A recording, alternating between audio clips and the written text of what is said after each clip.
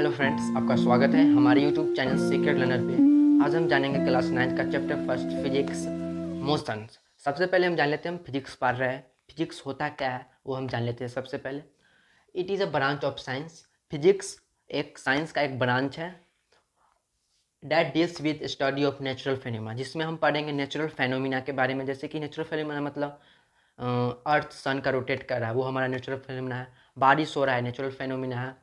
Moon earth का rotate कर रहा है, वो नेचुरल फेनोमेना है। ओके फ्रेंड्स, और नेक्स्ट एग्जांपल है जैसे कि कार कार चल रहा है, कैसे चल रहा है वो हम जानने के लिए फिजिक्स पढ़ेंगे। बल्ब बल्ब में इलेक्ट्रिक कैसे आ रहा है, बल्ब के जल कैसे रहा है वो हम जानने के लिए फिजिक्स पढ़ेंगे। ओके फ्रेंड्स, अब आगे है इंट्रोडक्शन। इस चैप्टर में हमें पढ़ना क्या क्या है। सबसे पहले हम जानेंगे मोशन और रेस्ट। मोशन और रेस्ट होता क्या है। उसके बाद फिजिकल क्वांटिटी। फिजिकल क्वांटिटी वो हम जानेंगे।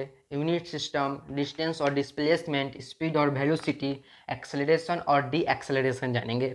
उसके बाद यूनिफॉर्म और नॉन यूनिफॉर्म मोशन, और लास्ट में graph of motion. Okay friends, आइए सबसे पहले हम जान लेते हैं मोशन और रेस्ट होता क्या है। अब है मोशन। सबसे पहले इसका हम डिफिनीशन जान लेते हैं मोशन और रेस्ट का। If an object to change its position with respect to time then the body said to be a motion. मतलब कि कोई ऑब्जेक्ट है, वो अपना बॉडी चेंज कर रहा है विथ रेस्पेक्ट टू टाइम, वो टाइम के साथ अपना बॉडी चेंज कर रहा है, उसे हम मोशन कहेंगे। और आगे है if an object does not change its position with respect to time then the body said to be rest.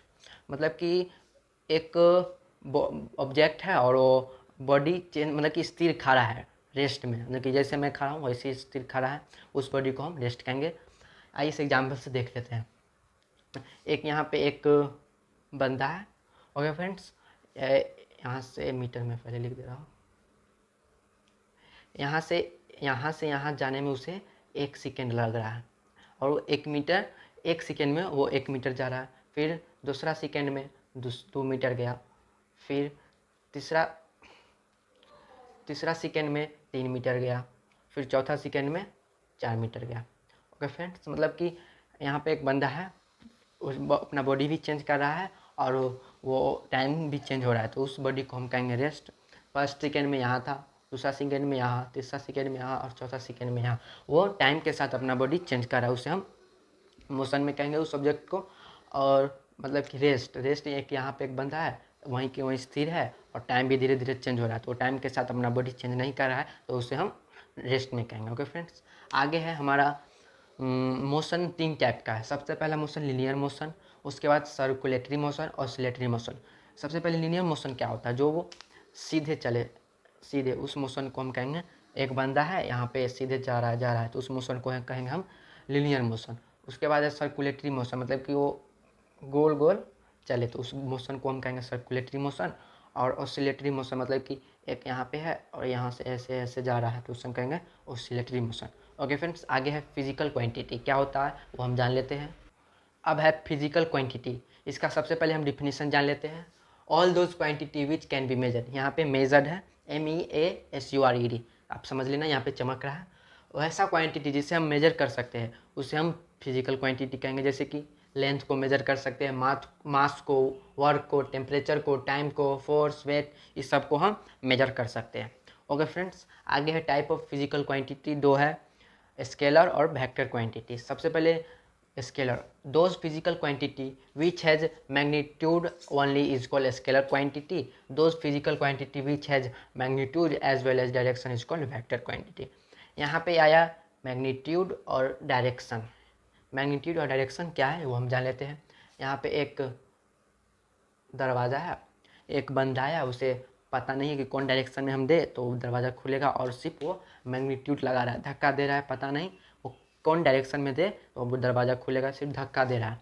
दूसरा बंदा आया और इसे अपनी तरफ पुश कर लिया, मतलब कि अपनी तरफ खींचा, अपने तरफ डायरेक्शन में खींचा, तो वो दरवाज़ा खुल गया। ओके फ्रेंड्स, तो यही है स्केलर और वेक्टर में यही डिफरेंस है। वेक्टर होने के लिए मैग्नीट्यूड और डायरेक्शन दोनों चाहिए, और स्केलर में सिर्फ मैग्नीट्यूड। दूसरा एग्जांपल है जैसे कि मार्कर है, इसका हम लेंथ मेजर करने के लिए हम इसे कोई भी डायरेक्शन में रखें तो मेरा लेंथ उतना ही होगा।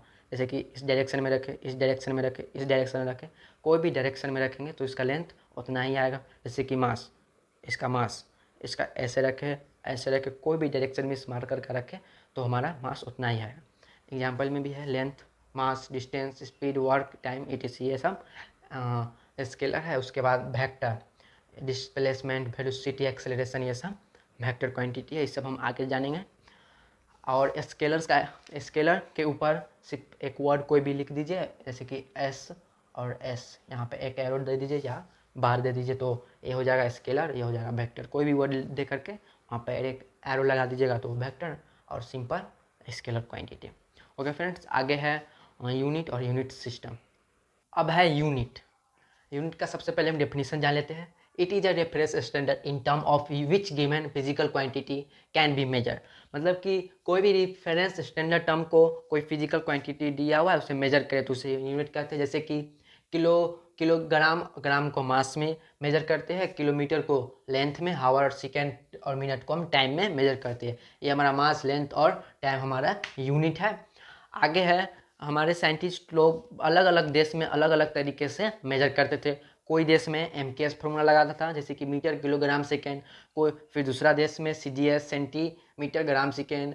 कोई देश में FGS, फुट, पाउंड, सेकेंड। तो साइंटिस्ट लोगों को खोज करने में बहुत दिक्कत आता था, तो सब साइंटिस्ट एक साथ बैठ करके एक फार्मूला बनाए, SI सिस्टम, यानी कि इंटरनेशनल सिस्टम। लेंथ को हम मीटर में मेजर करेंगे, मास को किलोग्राम में, टाइम को सेकेंड में मेजर करेंगे। यानी कि हम लोग अभी मेजर करते हैं MKS फार्मूला को हम अभी यूज करेंगे, और क्वेश्चन बनाते वक्त भी हम इसी फार्मूला को हम यूज़ करेंगे। जैसे कि मीटर में है, किलोमीटर में है तो उसे मीटर में बदल के, और जैसे कि ग्राम में है तो किलोग्राम में बदल के, मिनट में है तो सेकेंड में बदल करके हम क्वेश्चन बनाएंगे। ओके फ्रेंड्स, अब है काइनेमेटिक्स। सबसे पहले काइनेमेटिक्स का डिफिनीशन जान लेते हैं। It is a branch of physics in which study about the effect of motion without knowing causes of motion. Kinematics एक फिजिक्स का एक ब्रांच है जिसमें हम इफेक्ट ऑफ मोशन पढ़ेंगे, ना कि काउजेस ऑफ मोशन। सिर्फ हमें इफेक्ट पढ़ना है और क्यों होता है, कारण क्या है काइनेमेटिक्स, ये हमें नहीं पढ़ना, सिर्फ काउजेस पढ़ना है मोशन का। अब है काइनेमेटिकल पैरामीटर। कितने हैं? 5 है हमारे बुक में अभी। सबसे पहले है डिस्टेंस, डिस्प्लेसमेंट, स्पीड, वेलोसिटी और एक्सेलरेशन। ओके फ्रेंड्स, हम सबसे पहले जान लेते हैं डिस्टेंस और डिस्प्लेसमेंट का डिफिनेशन और डिफरेंस हम दोनों जान लेते हैं। आइए इसे देख लेते हैं। अब है डिस्टेंस और डिस्प्लेसमेंट, इसका सबसे पहले हम डिफिनेशन जान लेते हैं। It is defined as actual path of length initial final point is called distance, और it is defined as displacement का, it is defined as shortest length between initial to final point is called displacement. इसे हम example से देख लेते हैं। जैसे कि एक बंदा है, A पॉइंट से चला B point 5 kilometre. Okay friends, A से B पॉइंट पे गया 5 किलोमीटर, फिर वो राइट टर्न लिया 2 किलोमीटर C पॉइंट पे। ओके फ्रेंड्स, तो हमारा डिफिनीशन क्या था डिस्टेंस का? Actual path of length initial to final point, वो हमारा डिस्टेंस होगा। पूरा लेंथ एक्चुअल पाथ है हमारा, तो डिस्टेंस हो जाएगा हमारा 7 किलोमीटर। ओके फ्रेंड्स, अब है डिस्प्लेसमेंट का, शॉर्टेस्ट लेंथ बिटवीन इनिशियल और फाइनल पॉइंट। इसका शॉर्टेस्ट लेंथ क्या हो सकता है? A और B, इनिशियल और फाइनल, यही हमारा शॉर्टेस्ट लेंथ होगा।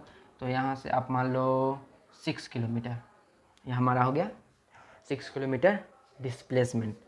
6 किलोमीटर हमारा हो गया डिस्प्लेसमेंट। ओके फ्रेंड्स, ये यहाँ से एक्चुअल पाथ 7 किलोमीटर और शॉर्टेस्ट पाथ 6 किलोमीटर। और डिस्टेंस को हम इंडिकेट करते हैं S से, और डिस्प्लेसमेंट को S एरो, क्योंकि यह वेक्टर क्वांटिटी है। आगे से देख लेंगे क्यों है वेक्टर क्वांटिटी और स्केलर क्वांटिटी। अब है the SI unit of distance is metre, और डिस्प्लेसमेंट का भी मीटर है। Distance it is scalar quantity, distance है, और डिस्प्लेसमेंट वेक्टर क्वांटिटी। इसे भी हम देख लेते हैं कैसे है एग्जाम्पल से।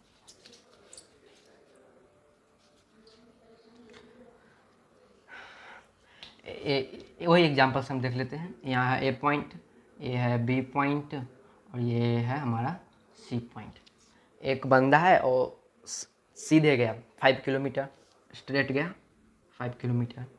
ओके फ्रेंड्स, अब राइट टर्न ले लिया 2 किलोमीटर।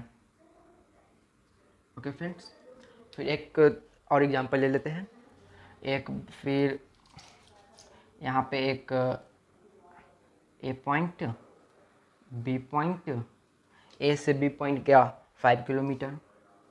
ओके फ्रेंड्स, फिर बी से राइट टर्न लेके स्ट्रेट ही चला गया 2 किलोमीटर। कितना? 2 किलोमीटर। फिर यहाँ पे 5 किलोमीटर स्ट्रेट गया, फिर 2 किलोमीटर डाउन हो गया। मतलब क्या कि इसका डिस्टेंस क्या होगा? 5 to 7 किलोमीटर इसका भी, और इसका भी 5 to 7 किलोमीटर इसका डिस्टेंस होगा दोनों एग्जाम्पल में। ओके फ्रेंड, इसका डिस्टेंस हो गया 7 किलोमीटर और इसका भी डिस्टेंस हो गया 7 किलोमीटर। अब डिस्प्लेसमेंट देख लेते हैं। फिर यहाँ से यहाँ गया डिस्टेंस, इसका डिस्प्लेसमेंट हो जाएगा हमारा 7 किलोमीटर। ठीक है, फिर इसका डिस्प्लेसमेंट ए से शॉर्टेस्ट लेंथ, इनिशियल और फाइनल पॉइंट का शॉर्टेस्ट लेंथ, इसका हो जाएगा 6 किलोमीटर। Okay friend, 6 kilometre. इस डायरेक्शन चेंज हो जाने के कारण इसका डिस्प्लेसमेंट कम हो गया। जैसे यहाँ से ए से बी गया स्ट्रेट और फिर बी से सी गया राइट टर्न ले लिया। मान लो आप राइट टर्न ले लिया, तो डायरेक्शन चेंज हो जाने के कारण ये 6 किलोमीटर हो गया इसका डिस्प्लेसमेंट, और इसका डायरेक्शन चेंज नहीं हुआ, सिर्फ मैग्नीट्यूड है, तो हमारा इसका डिस्प्लेसमेंट हो गया 7 किलोमीटर। मतलब क्या? डायरेक्शन चेंज हो जाने से कारण इसका डिस्प्लेसमेंट 6 हो गया। इसलिए वेक्टर क्वांटिटी है और ये स्केलर क्वांटिटी, सिर्फ इसमें मैग्नीट्यूड है, इसमें मैग्नीट्यूड और डायरेक्शन दोनों है। ओके फ्रेंड्स, नेक्स्ट है हमारा distance can be never negative और जीरो। डिस्टेंस कभी भी नेगेटिव नहीं हो सकता और जीरो भी नहीं हो सकता। यहाँ से यहाँ डिस्टेंस 7 किलोमीटर, फिर इधर आएगा, नेगेटिव तो नहीं होगा, फिर 7 7 14 हो जाएगा, फिर यहाँ पे आ जाएगा तो जीरो तो नहीं होगा। ओके फ्रेंड्स, अब आगे है displacement can be positive, negative, zero और जीरो। ओके फ्रेंड्स, जीरो कैसे होगा डिस्प्लेसमेंट? जैसे कि यहाँ से एक बंदा चला ए पॉइंट से और फिर यहीं पे आ गया बी पॉइंट पे, इनिशियल फाइनल पॉइंट यही है, तो इसका डिस्प्लेसमेंट जीरो हो जाएगा। उसके बाद निगेटिव कैसे होगा? मान लो यहाँ से बी पॉइंट पे गया, बी से फिर ए पॉइंट पर आया, डिस्प्लेसमेंट जीरो, फिर इधर ना जाके फिर इधर आ गया, तो इसका 2 किलोमीटर पीछे आ गया, तो हमारा डिस्प्लेसमेंट -2 किलोमीटर हो जाएगा। अब आगे है पॉजिटिव, तो पॉजिटिव यही है, पॉजिटिव। ओके फ्रेंड्स, अब आगे है स्पीड और वेलोसिटी क्या होता है वो हम जान लेते हैं। है स्पीड और वेलोसिटी, इसका सबसे पहले हम डिफिनीशन जान लेते हैं। स्पीड को हम सिंपली ऐसे हम इंडिकेट करते हैं और वेलोसिटी को भी एरो से हम इंडिकेट करते हैं, क्योंकि यह वेक्टर क्वांटिटी है। अब डिफिनीशन है, speed is a measure of the rate of change of position. In other word, speed is defined as distance cover per unit time is called speed. मतलब कि स्पीड मेजर करता है rate of change of position, position कैसे कैसे change होता है वो पता करता है स्पीड। उसके बाद हम इसको अदर वर्ड से हम डिफाइन कर सकते हैं। डिस्टेंस कवर, अगर 1 सेकेंड में 1 मीटर डिस्टेंस कवर किया उसे हम स्पीड कहते हैं। ओके फ्रेंड्स, आगे है velocity. Velocity is defined as displacement of an object per unit time. Displacement मतलब कि यहाँ एक ऑब्जेक्ट है, फिर यहाँ गया, यहाँ से यहाँ पर यूनिट टाइम के 1 मीटर गया 1 सेकेंड में डिस्प्लेसमेंट हुआ, पर यूनिट टाइम, टाइम के साथ यहाँ पे डिस्प्लेसमेंट हुआ ऑब्जेक्ट का। और इसके अदर वर्ड में हम डिफाइन कर सकते हैं velocity define as speed with direction called velocity. मतलब कि स्पीड भी है और डायरेक्शन भी, हम उस ऑब्जेक्ट को हम वेलोसिटी हम कह सकते हैं। अब आगे है SI unit of speed is metre per second, और वेलोसिटी का भी मीटर पर सेकेंड हमारा एसआई यूनिट है। अब है it is a scalar quantity, speed और वेक्टर, वेक्टर है वेलोसिटी। इसे हम जान लेते हैं स्केलर और वेक्टर क्यों है। ठीक है, जैसे कि स्पीड निकालने के लिए एक फार्मूला हम लोगों ने पहले भी क्लास में पढ़ा है, speed equal to distance by time, ये स्पीड निकालने के लिए। और वेलोसिटी निकालने के लिए भी equal to displacement by time, velocity निकालने के लिए। यहाँ पे डिस्टेंस क्या है? Scalar quantity.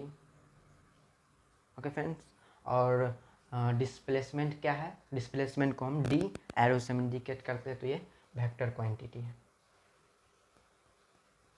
इसलिए वेलोसिटी वेक्टर क्वांटिटी है और स्पीड स्केलर क्वांटिटी है। अब आगे है एवरेज स्पीड और एवरेज वेलोसिटी निकालने का एक फार्मूला, वो हम आगे देख लेते हैं। अब है एवरेज स्पीड और एवरेज वेलोसिटी निकालने का एक फार्मूला है, आइए इसे हम देख लेते हैं। एवरेज स्पीड निकालने का फॉर्मूला है total distance taken by total time taken, और एवरेज वेलोसिटी निकालने का सम ऑफ वेलोसिटी और बाय नंबर ऑफ वेलोसिटी। इसे हम एग्जाम्पल से देख लेते हैं। एक बॉडी है यहाँ पे, यहाँ से यहाँ इसका मूव हुआ, मान लो S1 पे है और S2 पे गया, इसका डिस्प्लेसमेंट हुआ, फिर S2 से S3, S3 से S4। ओके फ्रेंड, फिर यहाँ से यहाँ जाने का टाइम लगा T1 से T2, मान लो टाइम है T2, T2 से T3, T3 से T4। ओके फ्रेंड्स, तो हमारा यहाँ पे एवरेज है total distance taken by total time taken, इसका एवरेज निकालने का। तो वहाँ पे है टोटल डिस्टेंस टाइम टेकन, तो यहाँ पे है S1 plus S2 plus S3 plus S4 by total time taken. तो टोटल टाइम है हमारा T1 plus T2 plus T3 plus T4। Okay friends, तो हम यहाँ पे जो हमारा नंबर यहाँ पे दिया हुआ रहेगा वो यहाँ पे हम पुट करके हम निकाल सकते हैं, हमारा एवरेज स्पीड निकल जाएगा। फिर है वेलोसिटी निकालने का, यहाँ से यहाँ वेलोसिटी भी होगा, V1 V2 V3 V4 जितना हमारा नंबर यहाँ पे दिया हुआ होगा उससे हम निकाल लेंगे।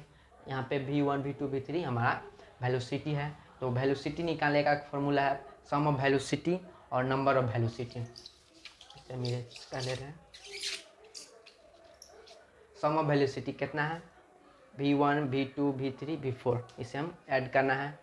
तो V1 plus V2 plus V3 plus V4 by number of velocity. Number of velocity मतलब कितना वेलोसिटी है, यहाँ पे 4 है, 1 2 3 4, तो हम 4 लिखेंगे। अगर यहाँ पे 2 रहता तो 2 लिखते, 3 रहता तो 3 लिखते। ओके फ्रेंड, तो हम इसे सॉल्व करेंगे तो हमारा एवरेज वेलोसिटी निकल जाएगा। ओके फ्रेंड्स, आगे है एक्सेलरेशन, इसे हम देख लेते हैं। अब है एक्सेलरेशन, इसका सबसे पहले हम डिफिनीशन जान लेते हैं। एक्सेलरेशन को हम ए बार या एरो से हम इंडिकेट करते हैं। इसका डिफिनीशन है the rate of change of velocity with respect to time is called acceleration. मतलब कि रेट ऑफ वेलोसिटी चेंज हो रहा है विथ रिस्पेक्ट टू टाइम, उसी को हम एक्सेलरेशन कहेंगे। आगे the SI unit of acceleration is metre per second square, और ये vector quantity acceleration it is vector quantity. Next point है हमारा इट में भी नेगेटिव और पॉजिटिव, है नेगेटिव भी हो सकता है और पॉजिटिव भी। फिर अगला पॉइंट है negative acceleration is known as retardation और डी एक्सेलरेशन, इसे हम एग्जांपल से देख लेते हैं। यहाँ पे एक बॉडी है, इसका इनिशियल पॉइंट है u, इसे हम इनिशियल पॉइंट को हम u से इंडिकेट करते हैं। फिर यहाँ से एक्सेलरेशन हुआ और फाइनल पॉइंट यहाँ पे आ जाएगा हमारा v, फाइनल पॉइंट v, और यहाँ से यहाँ जाने का टाइम लगा हमारा मान लो t। ओके फ्रेंड, तो यहाँ से एक फॉर्मूला निकल के आ गया एक्सेलरेशन निकालने के लिए, a equal to v minus u by t। तो हमारा ये फॉर्मूला है एक्सेलरेशन निकालने का। ओके फ्रेंड, तो एक क्वेश्चन भी हम देख लेते हैं। यहाँ से यहाँ एक बॉडी मूव किया, इसे हम इरेज कर लें। यहाँ पे एक बॉडी है, यहाँ से यहाँ मूव किया, एक्सेलरेशन हुआ, क्या हुआ एक्सेलरेशन। ओके, इनिशियल पॉइंट है मान लो आप 2 मीटर पर सेकेंड से यहाँ चला, और फिर इसका फाइनल पॉइंट है 10 मीटर पर सेकेंड, यहाँ से यहाँ जाने का इसका टाइम लगा 2 सेकेंड। ओके फ्रेंड्स, तो यहाँ से यहाँ जाने का हमारा लगा टाइम 2 सेकेंड। तो इसे हम निकालते हैं, ये इसी फार्मूला से एक्सेलरेशन निकालने का v minus you by T. तो इनिशियल पॉइंट क्या है v हमारा 10 मीटर पर सेकेंड। उसके बाद इनिशियल पॉइंट क्या है -2 metre per second by 2, time हमारा लगा टाइम t। तो इसे हम निकालेंगे तो 10 माइनस 2 8, तो यहाँ पे फिर 2, तो 2 4 जा 8, मतलब कि हमारा निकल के आ गया acceleration 4 metre per second square. यहाँ पे हमारा एक्सेलरेशन हुआ 4 मीटर पर सेकेंड स्क्वायर इस क्वेश्चन से।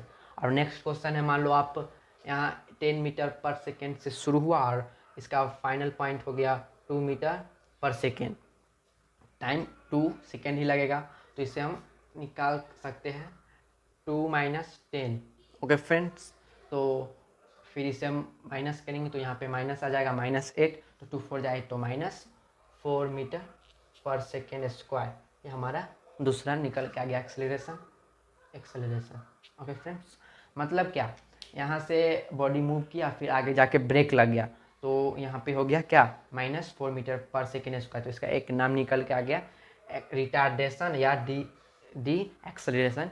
अगर आगे जाके ब्रेक लग गया तो वो उसका नाम एक निकल के आ गया रिटार्डेशन या डी एक्सेलरेशन। और मतलब कि यहाँ से एक निकल के आता है कि एक गाड़ी है पूरा हाईवे पे जा रहा है सीधा, कोई भी ठोकर उकर नहीं है, सीधा जा रहा है, मतलब कि आँख मूंद के जा रहा है, और आगे जाके ब्रेक लग गया तो वो क्या हो गया, रिटार्डेशन। मतलब कि उसका एक्सेलरेट हो रहा था और ब्रेक लग गया तो वो रिटार्डेशन हो गया, और सीधे जा रहा है तो एक्सेलरेशन। ओके फ्रेंड्स, अब हम नेक्स्ट वीडियो में जानेंगे यूनिफॉर्म मोशन और non uniform motion second part में। अगर ये आपको फर्स्ट पार्ट अच्छा लगा हो तो लाइक करें, सब्सक्राइब करें, अपने दोस्तों के साथ जरूर से जरूर शेयर करें।